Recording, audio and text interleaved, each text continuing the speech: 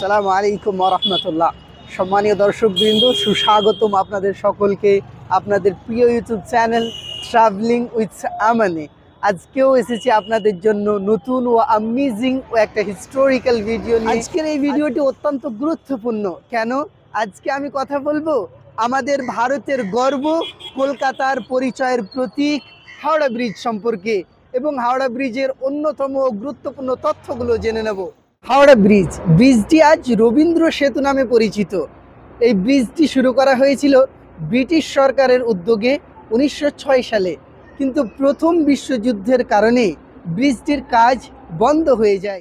দীর্ঘ সময় অপেক্ষা করার পর, দীর্ঘ সময় কাজ করার পর ব্রিজটি কমপ্লিট হয় 1943 সালে। 1943 সালে ব্রিজটি জনসাধারণের জন্য খুলে দেওয়া হয়। আরও একটা গুরুত্বপূর্ণ ইনফরমেশন, ব্রিজটির দৈর্ঘ্য হচ্ছে 705 মিটার। 705 মিটারে এই বিশাল ব্রিজটি দাঁড়িয়ে রয়েছে কোনো পিলার বা কোনো স্তম্ভ ছাড়াই। এই ব্রিজের বুকের ওপর দিয়ে প্রতিদিন প্রায় 10 থেকে 15 লক্ষ মানুষ যাতায়াত করে। তাহলে বুঝতেই পারছেন কতই না ব্যস্ততম এই ব্রিজটি। বিশ্বের ব্যস্ততম ব্রিজগুলোর মধ্যে এই হাওড়া ব্রিজ হচ্ছে অন্যতম।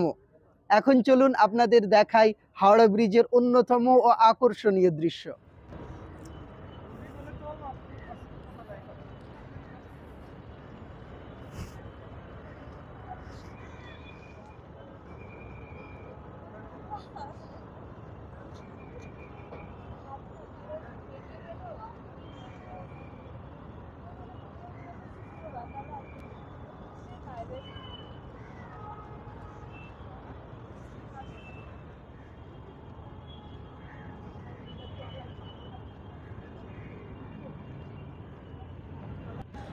আশা করি আপনারা হাওড়া ব্রিজ সম্পর্কে অর্থাৎ রবীন্দ্র সেতু সম্পর্কে অনেক নতুন ও গুরুত্বপূর্ণ তথ্য, গুরুত্বপূর্ণ ইনফরমেশন পেয়েছেন। এবার দেখা হবে নতুন কোনো ভিডিওতে, নতুন কোনো জায়গায়। এমনই গুরুত্বপূর্ণ ও ইনফরমেটিভ ভিডিও দেখার জন্য ট্রাভেলিং উইথ আমানকে সাবস্ক্রাইব করুন, পাশে থাকুন।